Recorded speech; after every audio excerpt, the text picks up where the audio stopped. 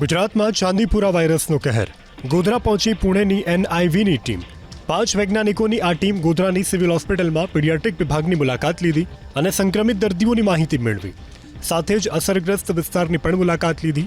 તો સુરતના સચિનમાં ચાંદીપુરાના શંકાસ્પદ લક્ષણ ધરાવતી બાળકીનું થયું મોત.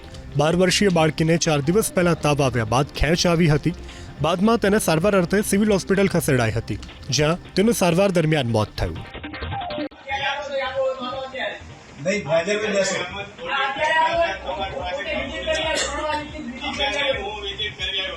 ચાલો મેં કહ્યું એ તપાસ કરાવીશું જે હશે જો જવાબદારી હશે તો શિક્ષા.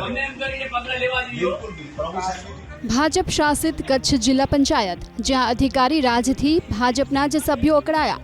સ્થિતિ એવી તે સર્જાઈ કે DDOની હાજરીમાં જ ભાજપના સભ્ય માયાજર છાંગા અને સિંચાઈ વિભાગના મુખ્ય ઇજનેર ચંદ્રકાંત ગઢવી વચ્ચે થઈ બોલાચાલી. ભાજપના સભ્ય માયાજર છાંગાએ સામાન્ય સભામાં સિંચાઈના કામોમાં ભ્રષ્ટાચારની ફરિયાદ કરતા જ મુખ્ય ઇજનેર ચંદ્રકાંત ગઢવી ગુસ્સે થયા. ચંદ્રકાંત ગઢવી સીધા પ્રમુખ અને DDOની પાસે પહોંચી ગયા અને ભાજપના સભ્યને ખુલ્લો પડકાર ફેંક્યો. મુખ્ય ઇજનેરના આકરા વલણથી ભાજપના સભ્યો નારાજ થયા.